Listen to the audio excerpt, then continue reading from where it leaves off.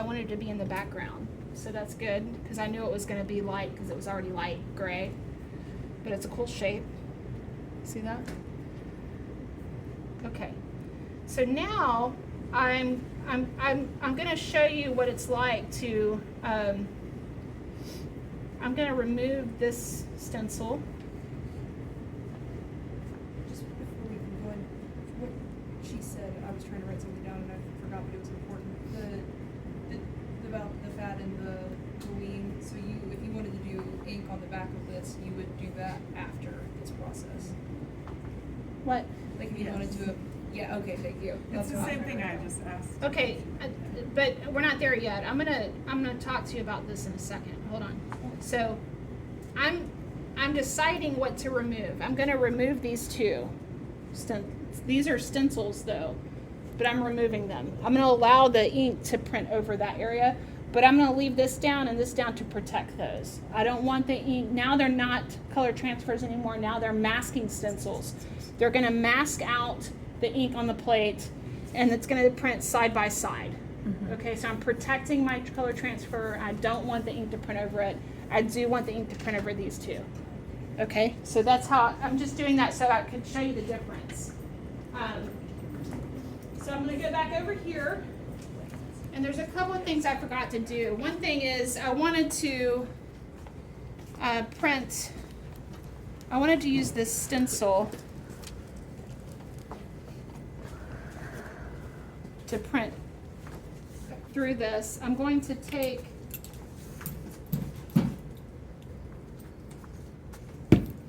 this yellow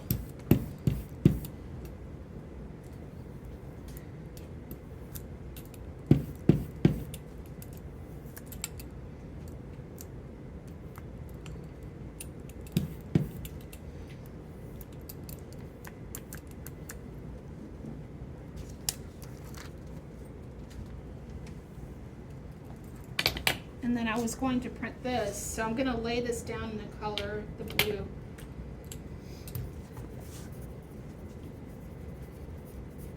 And I'm not trying to roll it up perfectly. You can, but the reason you can do a lot of things. This is thin enough to run through the press, but I'm going to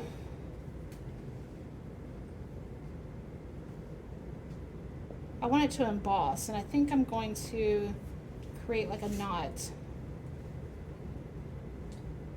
And let's see over here, because we're going to do reverse registration. This is called a reverse registration. We're going to take this over to the bed. Come over here. Sorry. I like the idea.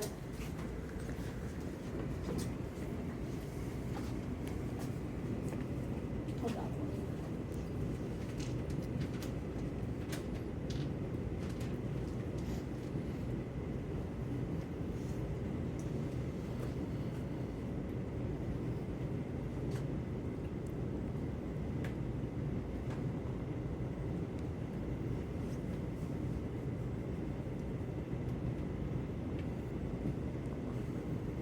And time is no longer an issue because you've already done the color transfers, right? Yep. Those are just stencils now. Right. Masking stencils. So this is the back. This is the back, and this is why you need to do that. Make sure you do that. So you can orient your plate in any direction as long as it doesn't go off the edge of the pressure plate, because if it goes off the edge of the pressure plate, it can crack the plate. So let me roll the press out.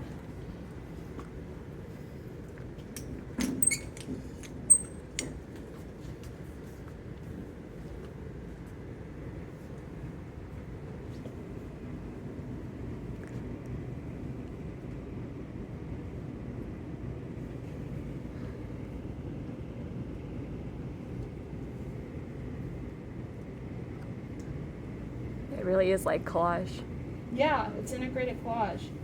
And I'm checking again. I know that's the back of the plate.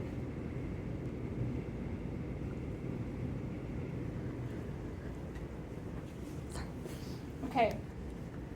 Now, when you're doing this, you should use newsprint or wax paper and cover the plate.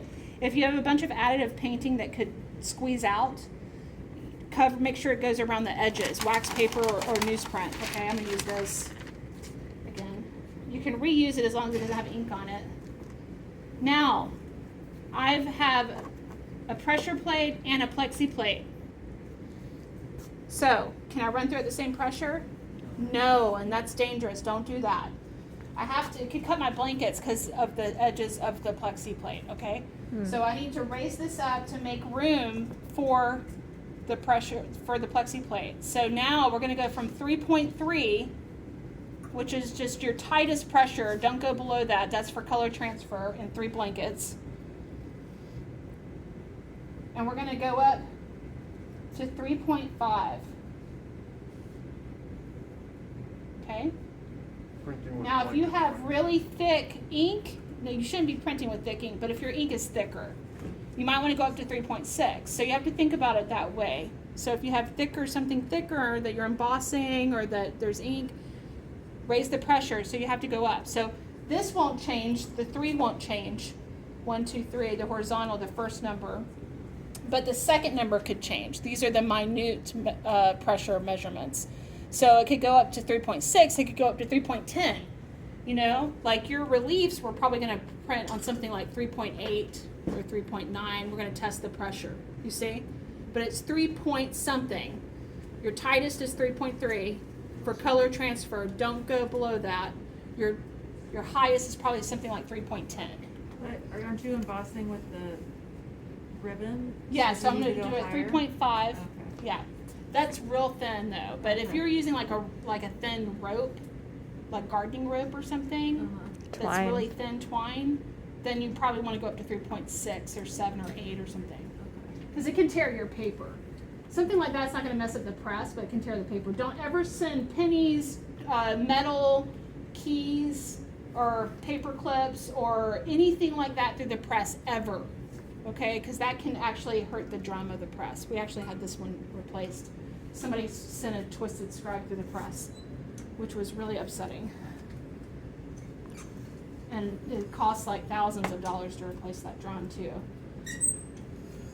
Can you, somebody give me just a little hit? There you go. And now hands free.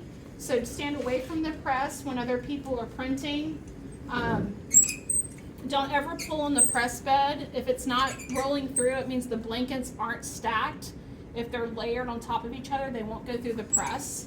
So they have to be stacked. I'll go over that again in a second. And I'm just rolling pretty slowly. You know?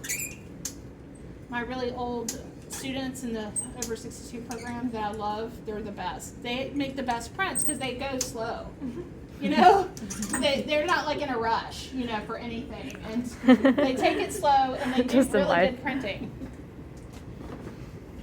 And you only go once through with this, right? Yeah. I love them. They're the best students. I'm telling you, they really take their time and they know what they're doing. So, I didn't mean that to be disparaging or something. So here, okay. Now I'm going to lift up my plate gently in case it's sticky. I don't want to tear my paper. Ooh. Wow.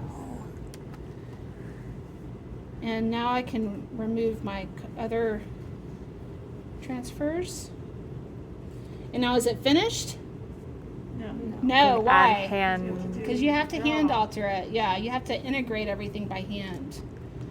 But it's not bad for first run, first start. Give me a good view.